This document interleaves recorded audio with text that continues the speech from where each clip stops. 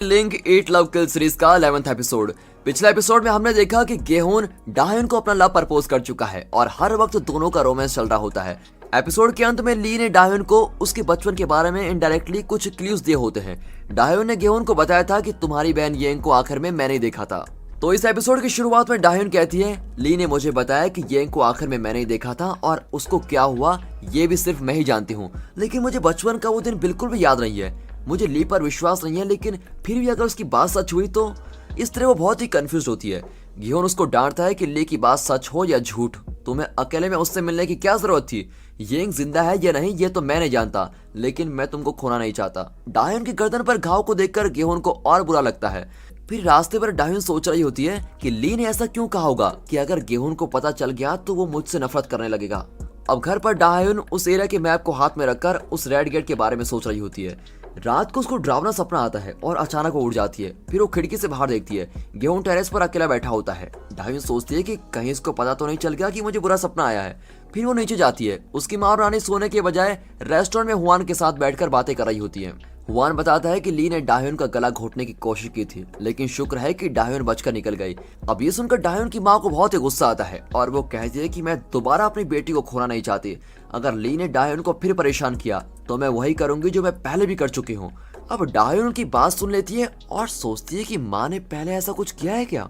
अगले सुबह डाह्युन अपनी गर्दन के घाव को छुपाने के लिए एक स्कार्फ बांधकर जाती है, लेकिन डाह्युन की माँ को हुआन ने सब कुछ बता दिया था। अब वो पूछते हैं कि तुमने हमें बताया क्यों नहीं कि ली ने लाइब्रेरी में आकर तुम्हारा गला दबाया था? अच्छा बता देती तो आप क्या करती? अपना बड़ा हथौड़ा लेकर ली के पीछे जाती है ना, इसीलिए नहीं बताया। लेकिन आप मुझे मेरे बचपन के बारे में कुछ बताइए। फिर उसकी माँ कहती है कि बचपन में तुम छोटी थी, अब बड़ी हो गई हो, बस और कुछ नहीं। ये सुनकर डाह्युन चिढ़कर बाहर चली जाती है। मुझे लगता है कि डाह्युन को जान गई है। इस पर नानी कहती है कि ऐसा कुछ नहीं है, तुम फिक्र मत करो। अब डाह्युन गेहून के रेस्टोरेंट में आराम कर रही होती है। वो पूछता है कि तुम्हारा घाव कैसा है? वो कहते हैं कि इसका बांधने की वजह से घाव ठीक हो गया है।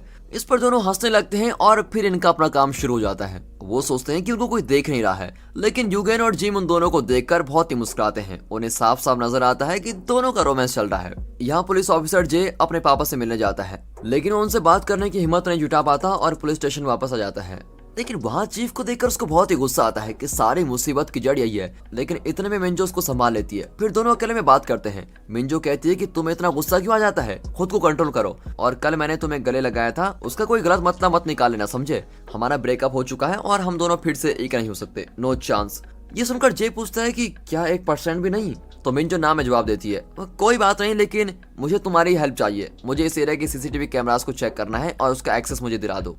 अब रेस्टोरेंट में गेहून को जे का कॉल आता है कि मैं तुमसे मिलने आऊंगा। फिर अपने दोस्त से मिलने की खुशी में वो बहुत ही एक्साइटेड हो जाता है और उसके लिए कुछ खरीदने के लिए वो सुपरमार्केट जाता है। डाह्युन भी साथ में जाती है। गेहून कहता है कि मुझे तो ये भी नहीं पता कि उसको कैसा फूड पसंद है। मैं तो सोच रहा हूँ कि उसके लिए चाइनीज, जापानीज और बाकी सारे टाइप्स की डिशेस बना लूं। अब उसकी एक्साइटमेंट को देखकर डाह्युन कहते हैं कि बस करो यार, तुमने मेरे लिए तो कभी इतनी सारी डिशेस नहीं बनाई। दरअसल वो अपने दोस्त के लिए ये सब करना चाहता है, लेकिन डाह्युन से कहता है कि जेल लीक के सिलसिले में मेरी हेल्प करना चाहता है, इसलिए मैं सब कुछ कर रहा हूँ। फिर कुछ देर बाद सुपरमार्केट के एक स्टाफ डाह्युन को वाइन प्रोडक्ट्स के बारे में एक्सप्लेन करने लगता है। अब ये देखकर गेहून बड़ा ही चिढ़ जाता है और उनके बीच जाकर वो भी डाह्युन को कुछ एक्सप्लेन करने लगता है। अपनी चीजें खरीद कर वो बाहर आते हैं तो डाह्युन पूछती है, तुम मुझे उस आदमी से बात करते देख रहे थे तो तुम जेलस फील कर रहे थे ना?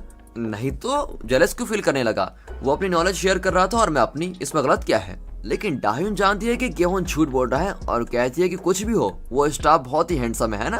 क्या तुम इसलिए जेलस हो? अब उसकी बातें सुनकर गेहून को बहुत ही गुस्सा आता है, लेकिन वो कुछ नहीं कर पाता। दोनों रेस्टोरेंट लौटकर जे के लिए बहुत सारे डिशेस तैयार करते हैं। फिर कुछ देर बाद जे मिंजो को लेकर रेस्टोरेंट में आ जाता है। 2 लोगों के लिए इतना खाना, वाओ। अब मिंजो डाह्युन से पूछती है कि तुम ली के बारे में जो कुछ भी जानती हो प्लीज हमें बता दो, तभी हम उसको जल्दी ढूंढ पाएंगे। डाह्युन उन्हें बताती है कि मैं जहाँ भी पार्ट टाइम जॉब करती थी, ली भी वहीं काम करता था और हमेशा रात को मुझको फॉलो करके तंग किया करता था। एक दिन तो उसने मेरा गला दबा लिया था और अपने डिफेंस में मैंने उसको धक्का दे दिया और वो गिर गया। उसके सर पर खून देखकर मैंने सोचा कि वो मर गया और डर के मारे मेरी माँ और नानी ने उसको बांधकर फ्रिज में रख दिया था। मिंजो पूछती है कि वो फ्रिज कहाँ पर है, तो डाह्युन कहती है कि रिसाइकिल करने के लिए हमने फ्रिज को बाहर रखा था, लेकिन फिर वो गायब हो गया। फिर बातचीत के बाद वे मिलकर खाते हैं। जे को तो ठीक से चॉपस्टिक्स पकड़ना भी नहीं आता। फिर गेहून उसकी मदद करता है और कहता है कि बचपन में भी इसे चॉपस्टिक्स पकड़ना नहीं आता था। और ये सुनकर जे को बहुत ही बुरा लगता है कि गेहून ने मिंजो और डाह्युन के सामने उसकी बेइज्जती कर दी है। वो कहता है कि ऐसा कुछ नहीं है, ये मजाक कर रहा है। इतने में मिंजो जे से कहती है, तुम्हें याद है जब हम लास्ट डेट पर गए थे तो हमने ऐसी डिशेस खाई थी। अब ये सुनकर डाह्यून और गेहून चौंक जाते हैं। डाह्यून पूछ ही लेती है कि क्या आप दोनों लवर्स हैं? दोनों नाम में जवाब देते हैं। अब डाह्यून के लिप्स पर खाना लगा होता है तो गेहून उसको साफ करता है। अब ये देखकर मिंजो पूछती है कि हमारे छोड़ो, आप बताओ तुम दोनों के बीच में क्या चल रहा है? गेहून कहता है कि नहीं, हम तो सिर्फ यहाँ साथ में काम करते हैं, उससे ज्यादा हमारे बीच में कुछ भी नहीं है। लेकिन चारों जानते हैं कि वे एक दूसरे से झूठ बोल रहे हैं। फिर गेहून और जे अकेले होते हैं तो बात करने की कोशिश करते हैं। बचपन के दोस्त होने के बावजूद वो एक दूसरे से ठीक से बात नहीं कर पाते। जे कहता है कि मेरे लिए तुमने इतने अच्छे डिशेस बनाए, इसके लिए मैं तुम्हें थैंक करना चाहता हूँ। गेहून पूछता है कि क्या तुम अपने पापा से मिले? नहीं यार, मुझे उनसे मिलने की हिम्मत ही नहीं हुई। तब फ्लैशबैक में दिखाते हैं कि कुछ साल पहले जे के पापा उससे मिलने आए थे, लेकिन जे ने उनसे ठीक से बात भी नहीं की। उन्होंने बहुत समझाने की कोशिश की थी कि उनकी कोई गलती नहीं है, लेकिन जे कुछ भी सुनने को तैयार नहीं था। उसने कहा था कि आज के बाद आप मुझसे कभी मत मिलना। अगर सड़क पर भी आप मुझको कहीं दिखाई दे तो प्लीज मुझे एक अजनबी समझकर चले जाएं, और यही हमारी आखिरी मुलाकात भी है। ये कहकर जे चला गया था और आज जे कहता है कि उस दिन मेरे पापा ने मुझको बहुत समझाया, लेकिन मैंने उनको गलत समझकर उनको बहुत ही तकलीफ दी। अब गेहून उसको दिलासा देकर वहां से भेज देता है। अब डाह्यून कहती है कि जे के साथ तुम बहुत ही खुश दिखाई दे रहे थे, क्या तुम बचपन में बहुत क्लोज फ्रेंड्स थे? हाँ, बहुत ही अच्छे दोस्त थे, लेकिन फिर हम बिछड़ गए और कई साल बाद तब मिले जब मैं इस एरिया में वापस आया। मेरी तरह उसने भी अपनी लाइफ में बहुत कुछ खोया है। एक ही एरिया में रहकर वो भी अपने पापा से दूर रहा। मुझे लगता है कि वो अक्सर मेरे रेस्टोरेंट में आएगा, तो उसके लिए मैंने सोचा है कि मैं अपने रेस्टोरेंट का मेन्यू अलग कर दूंगा और उसके सारी पसंद की चीजें उसमें ऐड कर दूंगा। अगली सुबह बाहर एक फ्रिज को देखकर वे सब चौंक जाते हैं, पता नहीं इसके अंदर क्या होगा। अब ये सोचकर गेहून उसको खोलने लगता है कि अचानक पीछे से एक आवाज आती है। दरअसल जे ने अपने घर के लिए एक नया फ्रिज ऑर्डर किया होता है। फिर डाह्यून गेहून के रेस्टोरेंट के लिए निकल पड़ती है, लेकिन दरवाजा लॉक होता है। आज छुट्टी का दिन तो है नहीं, फिर गेहून ने रेस्टोरेंट क्यों नहीं खोला? तब वो कैलेंडर को देखती है तो आज 3 अप्रैल का दिन होता है। ओह माय गॉड, आज तो गेहून का बर्थडे है। मैं उसको सबसे पहले विश करना चाहती हूँ, लेकिन मैं भूल कैसे गई? गेहून अपने घर पर अपनी माँ को खाना बना कर देता है और उनसे बातें भी कर रहा होता है। उसकी माँ आज तक यही मानती है कि गेहून के पापा जिंदा हैं, लेकिन गेहून बहुत ही कंफ्यूज्ड है कि उसके पापा जिंदा हैं या नहीं। कुछ साल पहले तक उसके पापा अक्सर उनसे मिलने आते थे, लेकिन अब वो नहीं आते। कुछ देर बाद गेहून बाहर आता है तो डाह्यून उसके पीछे जाती है और उसको सरप्राइज देना चाहती है, लेकिन गेहून बहुत ही उदास होता है और एक बेंच पर बैठकर खुद से बातें कर रहा होता है और बातों बातों में वो कह देता है कि आई मिस यू। अब डाह्यून पीछे से कहती है कि क्या तुम मुझे मिस कर रहे हो? अरे डाह्यून, तुम यहाँ कब आई? क्या तुम मुझको फॉलो कर रही थी? हाँ, तुम बहुत ही उदास दिख रहे थे और बर्थडे बॉय को उदास नहीं होना चाहिए, इसलिए तुम्हें खुश करने के लिए मैं आ गई। फिर दोनों हाथ पकड़कर वहां से जाने लगते हैं। तब एक पेड़ से फूल गिर रहे होते हैं और डाह्यून कहती है कि इसमें हाथ में रखकर जो तुम मांगोगे वही होगा। तो गेहून कहता है कि मैं इन सब चीजों को नहीं मानता। अब ये सुनकर डाह्यून का चेहरा बिल्कुल उतर जाता है, लेकिन गेहून कहता है कि अब तक तो नहीं मानता था, लेकिन तुम्हारे लिए मैंने मानना शुरू कर दिया है। ये कहकर वो डाह्यून को किस करता है। अब इन दोनों को एक साथ देखकर ली को बहुत ही चिढ़ होने लगती है। शायद ये पुलिस से बचकर इन दोनों को फॉलो करता रहता है। वो मन ही मन सोचता है कि तुम दोनों को मैं खुश नहीं रहने दूंगा। अब अगले सीन में डाह्यून घर पर होती है। उसने एरिया के सारे घरों को चेक कर लिया था और उसे उस ब्लू गेट वाले घर पर भी शक है। बचपन में उसने उसी घर को देखा था, लेकिन इतने सालों में वो घर और एरिया बिल्कुल बदल चुका है। फिर गेहून अकेले रेस्टोरेंट में जाता है तो टेबल पर केक रखा होता है, शायद जिम ने रखा होगा। ये सोचकर वो बैठा होता है कि अचानक ली वहां आकर उसको बर्थडे विश करता है। तुम्हारी हिम्मत कैसे मेरे रेस्टोरेंट में आने की? लेकिन ली उससे जरा भी नहीं डरता। गेहून पूछता है कि क्या उस दिन तुमने सच कहा था कि मेरे पापा तुम्हारे साथ हैं?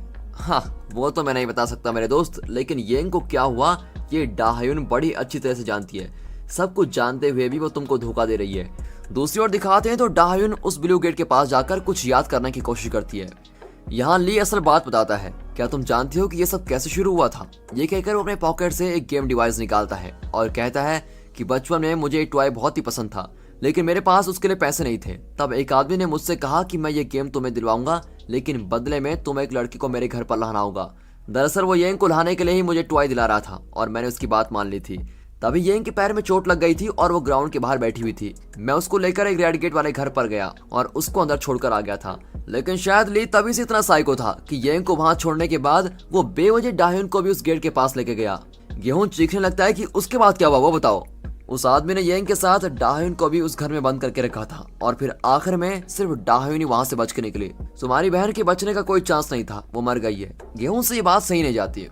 यहाँ डाह्युन गेट खोलकर अंदर जाने लगती है और वहाँ एक बेसमेंट होता है। उसके अंदर जाते वक्त डाह्युन को याद आता है कि उसे और येंग को उस आदमी ने यहीं पर बंद करके रखा था। वो उस जगह को चेक करके बाहर जाने लगती है कि एक औरत उसको घूरती हुई खड़ी रहती है। शायद ये औरत भी उसी से मिली हुई है। और दोस्तों, इसी सस्पेंस के साथ ये एपिसोड यहाँ पर खत्म होता है। अगर ये एपिसोड आपको अच्छा लगा हो और एक्सप्लेनेशन अच्छा लगा हो और स्टोरी अच्छी लग रही हो तो वीडियो को लाइक कर दें, चैनल को सब्सक्राइब करना बिल्कुल मत भूलिए। बाकी मिलते हैं अगले एपिसोड के साथ, तब तक के लिए गुड बाय, अपना ख्याल रखिए and finally thanks for watching.